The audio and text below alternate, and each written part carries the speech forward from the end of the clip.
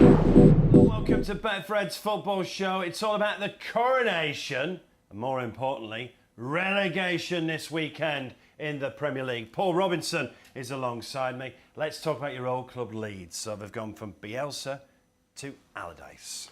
I know. Listen, I think it's fantastic. I think it's a really, really sensible appointment. I can understand the pushback from some of the fans thinking, Bielsa football 18 months ago to Sam Allardyce, where's the club going? We've got no direction. Nobody's saying this is long-term. Nobody's sitting there going, look, this is the way we're going. Sam Allardyce is the future of this club. What the message is coming out is, we're in a lot of trouble here. We want to stay in the Premier League. The last time we fell out of the Premier League, we never got back for 16, 17 years. There's a potential of a massive takeover for the owner, so you can understand his reasonings and wanting to stay in the Premier League. The team was sleepwalking towards relegation. Under the previous manager, the organisation, the defence was a shambles. They were conceding far too many goals. Listen, you concede 6 against Liverpool, understandable. Liverpool on their day can put 6 past you. You don't concede 5 to Crystal Palace, 4 to Bournemouth. And the way that they were playing, there was no direction on our organisation. It had to change. To bring Big Sam in, yes, he's got the Red Adair tag, he's got the Fireman Sam tag, but I think his organisation, his man management, listen, he's the best man manager that I've ever worked for. If anybody can get Leeds facing the right way, it's him. And something drastic had to change. I can sit here all day and talk about what's gone wrong and what's happened, and I can sit here all day and talk about the future and what's needed and the project manager and the new manager and the way Leeds want to play. But we're not. We're talking about the here and now, and he is the best man for what they need now. So you just said he was the best manager you ever worked under. What qualities does he bring then? He's honest, and his leadership qualities, and his door's always open. We saw his press conference and the way that he spoke about the Leeds lads. He's asked every one of them how they feel, what they think the problem is, and then he will make his decisions and his informed decisions on that. There's a lot to be said for experience in this league. Look at what Neil Warnock did at Huddersfield last night. They were cut adrift by 4 points at the bottom of the Championship in mid-February. They're now safe. Look at Roy Hodgson. I was sceptical when Roy Hodgson went in. I'm thinking, oh, that's a big decision. He's kept Palace up well and comfortably. These older managers with the experience and the way that they manage players, he's not going to go in there. He's not going to make Robin Koch, Liam Cooper, Luke Ayling better players in the space of 3 or 4 days before they play Man City. But he's going to put a structure in. He's going to put an organisation in. They will defend from the front. The defence is the weakest part of the team. He will set the team up in a way that they will protect that defence. This weekend's a massive ask for them. But I think if you need somebody to organise and you just need a good feeling in the camp as well to start with. And his man management qualities are excellent. Relegation odds. Southampton, obviously, they're cut adrift, 24 points. They're 1 to 66. Leeds, 8 to 15 to go down. Forest, 8 to 11. Everton, 8 to 11. Leicester, 7 to 4. West Ham, 20 to 1. And Bournemouth, well, they were at the bottom for a while. 150 to 1 now to go down. So the bookies think Leeds are banging it. They have got Man City away, Newcastle home, West Ham away, Spurs at home. So realistically, well, Big Sam has said it, hasn't he? We need to win at least 2. He thinks 2. I think they need less than that because I think there's other teams around them that are poor. I mean, Forest plays Southampton this weekend. In my opinion, Forest win that. Southampton are done, they're gone. Then Forest, I'm looking at Forest fixtures between now and the end of the season. At Chelsea, who knows what could happen. Home to Arsenal, away at Palace. And Everton as well. They're at Brighton this weekend. We've seen Brighton put 6 past Wolves, beat Man United and Man City. And it's anything could happen, but I think... So Everton have got Brighton away, Man City at home, Wolves away, Bournemouth at home. Bournemouth, yeah. Leicester, Fulham away, Liverpool at home, Newcastle away, West Ham at home. So you're looking at all them fixtures. Nobody's going to go on a run there. Nobody's picking up 6, 7 points out of those fixtures. 3 or 4 points, and it depends on other teams around you. You can't rely on other teams around you. We've seen that this year. But I mean, the points in the bottom of the league now, what Bournemouth have done is excellent. They've got themselves right out of it. But with Leeds, I think they only need 1 win, Mark. I really do. I think 4 will see them definitely safe, but I think they only need 1. This weekend at Manchester City is the toughest ask you could possibly have. Nobody's expecting them to win. No, I don't even think Sam will expect them to win. It's how they come out of this weekend, confidence-wise, to how they move on. Listen, if they go to Manchester City and get 5, 6, 7 put past them, they're in trouble. If they come out this weekend losing 2-1, 3-1, 3-0, put in a performance, and the manager sees something from his team, in a similar way that Leicester did when they went there with Dean Smith, he changed it up and they put in a performance at the Etihad. It's huge how Leeds come out of this weekend. The games that Sam will target are Newcastle at home, the next home game, and West Ham away. He won't want it to go to the last game of the season against Tottenham because the pressure of the last game of the season, we all know what it's about. It probably will go to the last Probably game. will Did do. last year for Leeds. He will be looking, having worked with him, he'll look at West Ham away, he'll want 3 points there and get a point against Newcastle at home.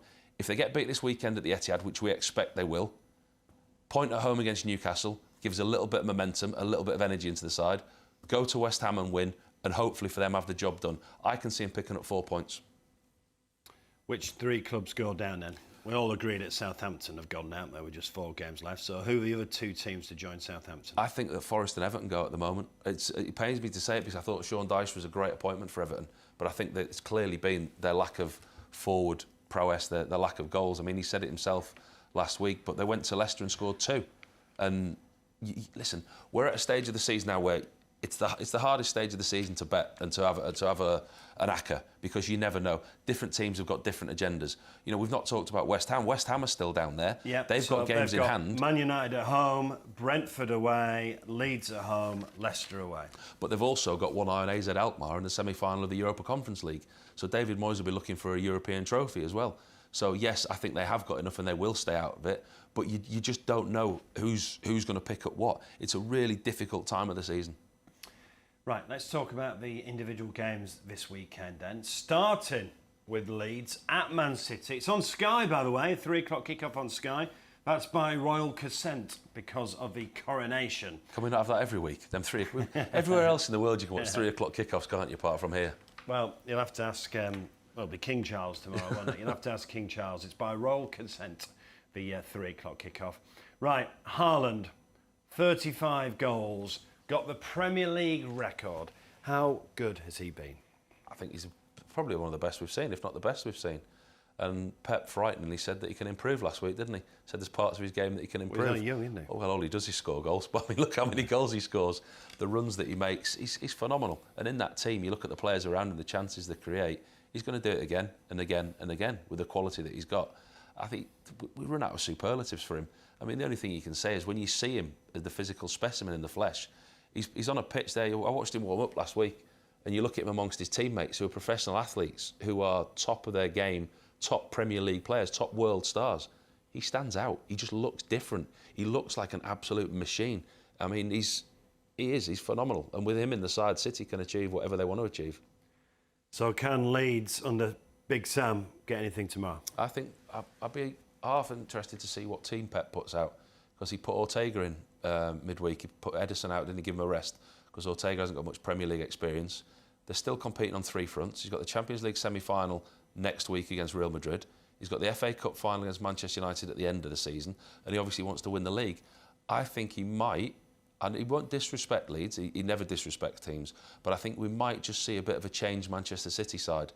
Although, when he made 5 changes in the second half against Leicester, they weren't the same Manchester City, and Leicester came back into it. He may start strong, want to get the early goals and then change it up. In answer to your question, I don't think Leeds can get anything there. I think it'd be a really, really big ask for them. I think the important thing for Leeds is how they come out of that game. So Big Sam tomorrow will be just looking for an improved performance. He wants a performance and he wants a reaction, and he wants to see something, what he's put in on the training ground this week, what he's implemented. He will look to go there, be tough, be resilient, be hard to break down.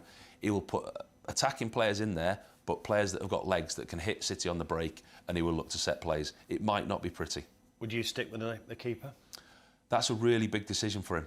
And I think it's depending on the keeper's mindset and how he is. Because at times as a goalkeeper, you can't see the wood for the trees. Your mindset is you want to keep working, you want to keep playing, when actually sometimes you need an arm around you and say, you know, you need a rest. It's a big decision because Joel Robles is the number 2. Hardly played any football at the age of 32, 33, I think he is. Very, very limited career at first team football. Hasn't played, isn't match fit, don't think he's fit enough to play.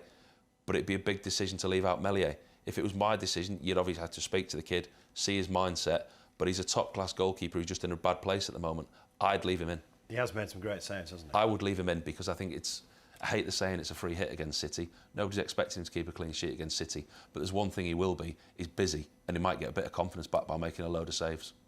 Prediction then for Man City Leeds, live on Sky, 3 o'clock kickoff. Dominant City, Leeds to be tougher. They'll get a goal from a set play, Leeds at some point, 3-1 City. 3-1 Man City. Right, Bournemouth, Chelsea. These teams are both on 39 points. Unbelievable, this is isn't it? 12th versus 13th.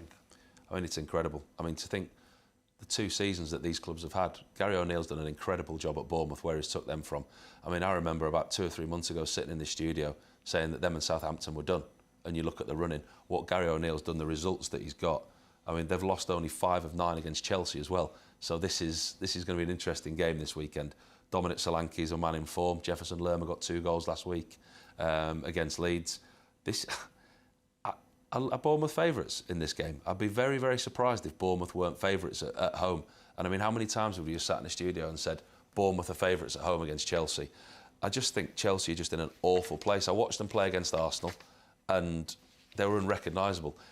You watch what you watch on the television, but the camera doesn't pan out far enough so you can see other players. You see body language, you see their work off the ball. Favourites. Are they? Yeah, right. Quite a long way. Get on Bournemouth, there's some value there, because the attitude of the Chelsea players against Arsenal for me was so disappointing.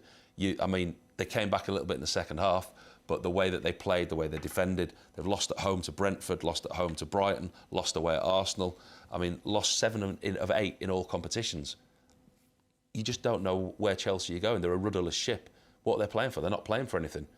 South Beach, Bournemouth, flip-flops on, every chance. Value in Bournemouth this weekend, definitely. Prediction?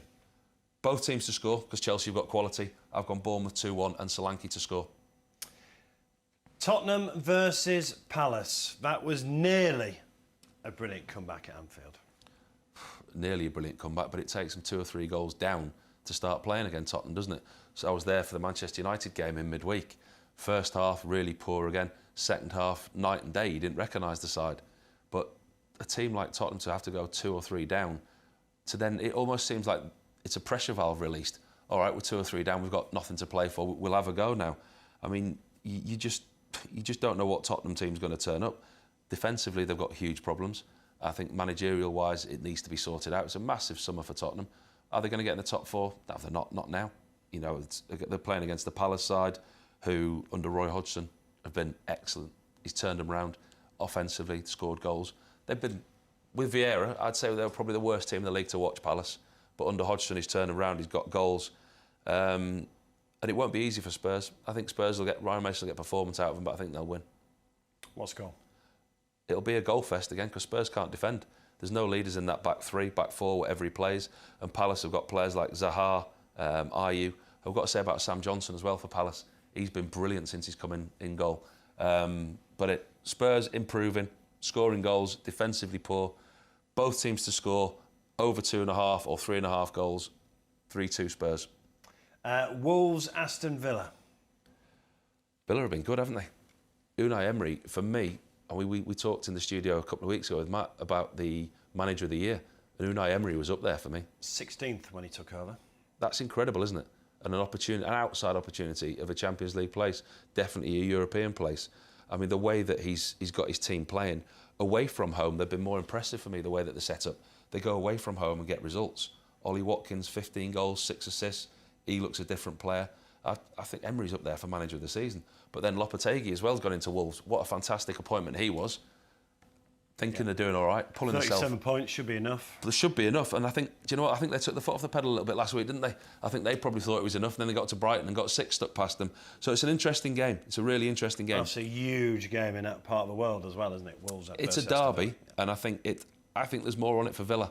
Wolves are better at home. The thing for me is Wolves are massively going to want a reaction after last week. You don't get 6 put past you when you're trying to stay in the league. But I think Villa are very good away from home. I'm going to go 1-0 Villa. 1-0 Villa. Right, 5:30 game, Liverpool versus Brentford. You were at Anfield midweek. Liverpool worked great, but got a win. And I think that's the key. I think what is it now? 5 straight that they've won now, isn't it? The 5 on the bounce. Jurgen Klopp's playing down the chances of that 4th place. Yeah. But with Manchester United slipping up last night against Brighton, they're still in with a chance of Liverpool. It's 4 points, but Man United have got a game in hand. Newcastle 1-20 to finish in the top 4. Manchester United 1-8. Liverpool 7-2. Brighton 16-1. So 4 points behind Manchester United, but Manchester United do have a game in hand. Yeah, Liverpool they're getting results without playing particularly well. I mean, the only game that they played well in is when they beat Leeds 6. They stumbled past Spurs. They beat Fulham at home.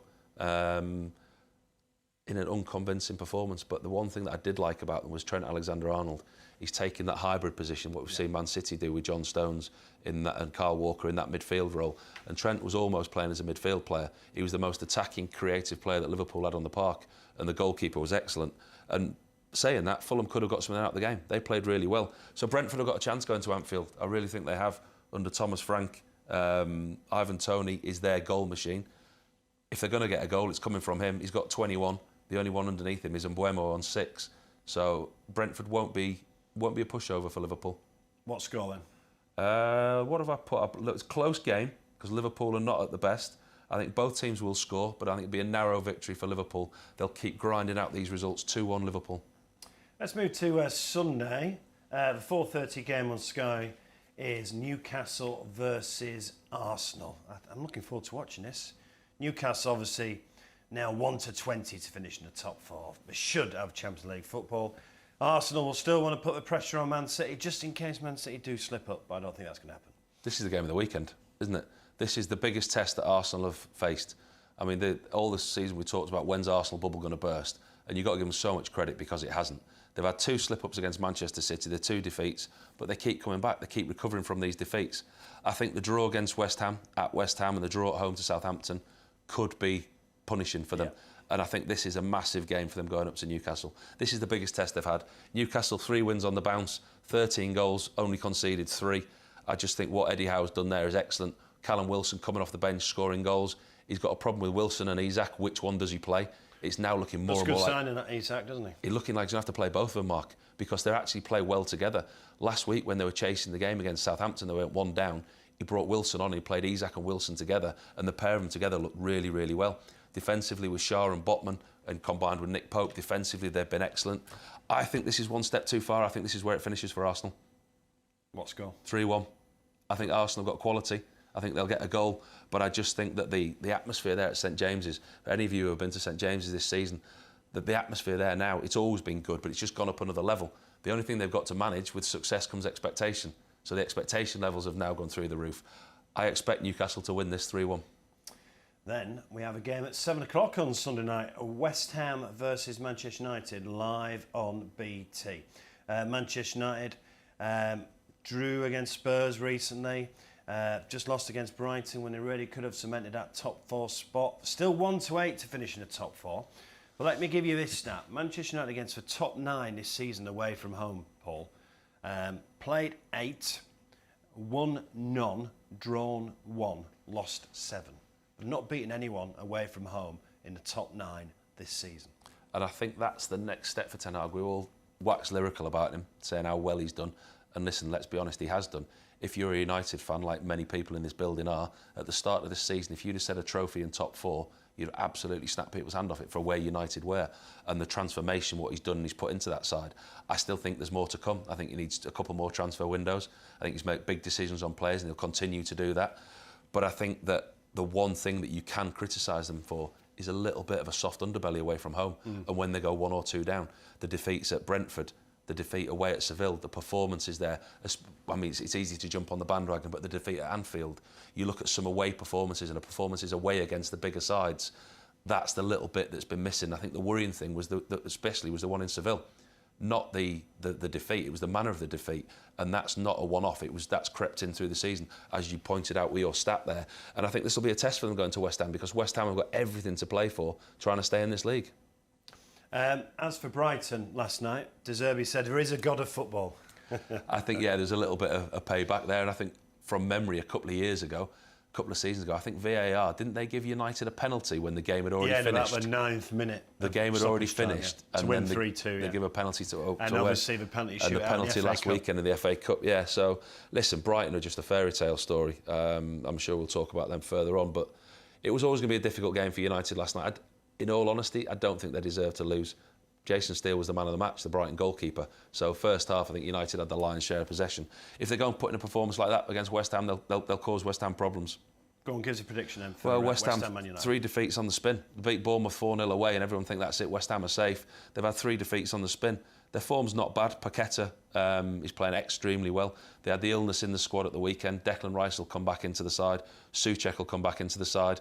Won't be straightforward. I think it'll be a very, very good game. I'm going to sit on the fence. I'm going to go 1 each. 1 each.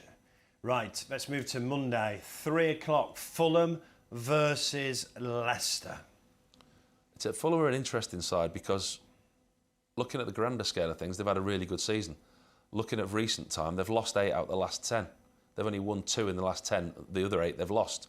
So the season's kind of petering out a little bit. And I went to Anfield on Wednesday night, thoroughly expecting Liverpool to thump them.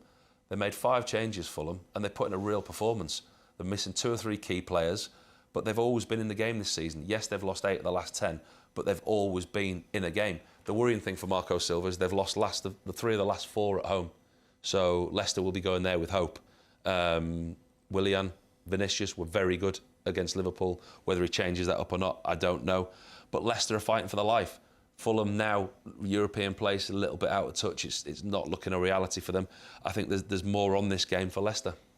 Leicester's fixtures, Fulham away, then Liverpool at home, Newcastle away, West Ham at home. So if Leicester are on 30 points and looking for 6 points, like Leeds, then Fulham away is one of the games he'll have targeted, isn't it? Well, I mean, they're not nice fixtures down there, are they? You look at what Leicester have got, you look at what Leeds have got, and what you just said there about Leicester, Liverpool at home, Newcastle away, and West Ham at home.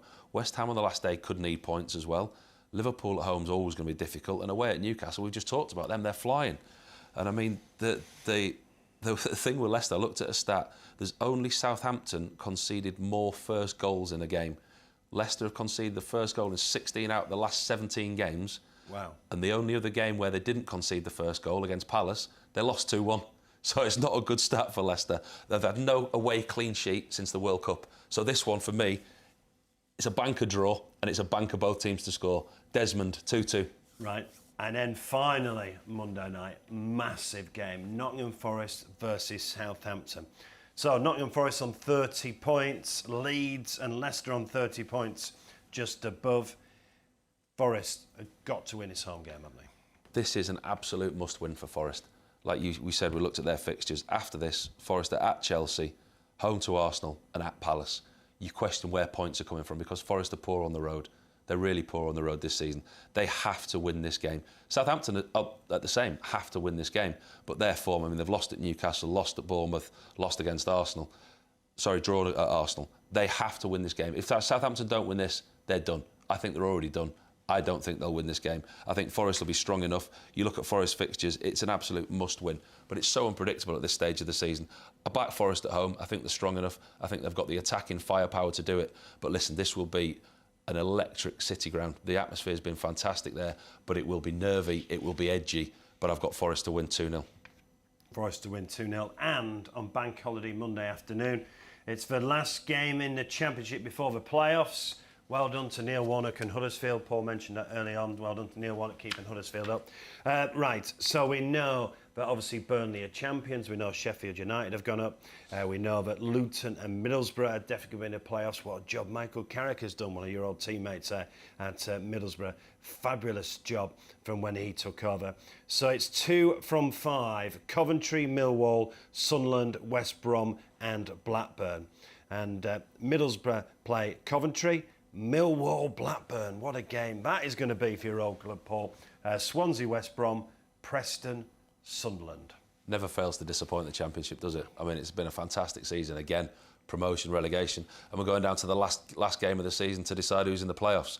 Luton, what Rob Edwards has done at Luton is outstanding. Yeah. If Luton don't go up this year through the playoffs, I think he'll be a sought-after manager. I think there'll be players, there'll be many admiring glances. Michael Carrick, the like, as well at Middlesbrough. But that game, Millwall, Blackburn, is a huge, huge game. To have so many teams fighting for 2 spaces towards the end of the season, it really is going to be a great Bank Holiday Monday. It's one to sit there and watch Sky Sports, watch the results come in. Yeah. Every minute the table's going to change. Yeah. And as hard as we said about predicting the Premier League at this point of the season, this really is a toss of a coin. You genuinely cannot. Form goes out the window. team shape, team setup, everything goes out the window. These games literally are cup finals to try and get into 2 more cup finals in the playoffs. It's just going to be a fantastic weekend of football, it really is. Yeah, it's Coronation Weekend, but it's a huge weekend in the Premier League and the Championship, and League One and League Two, of course, as well. Fred's declared the Premier League over last weekend. He crowned Man City champions. So if you've not collected your Man City money already, go and collect, because Fred has already paid out on Man City to win the title. But it's going to be a huge weekend at the bottom. Just one final question. We'll finish where we started on Leeds. Can Big Sam do it again? He's had relegation once, hasn't he, with West Brom? He's had relegation once. He's survived relegation many times, and he gets criticised a lot for the way that he plays and been a dinosaur, etc. But let's not forget, this man was once deemed good enough to be the England manager. Had an opportunity to work with better players, and I think given that opportunity to be a manager at the top level, yes, he can do it. I think he can, but I think a lot depends on this weekend. I'm in no way saying that they can go to the Etihad and get a result. They have to come away from the Etihad without being heavily scarred. Yes, they can get 4 points and stay up. Thanks, Paul. Thanks for your company. Enjoy the football over Coronation Weekend.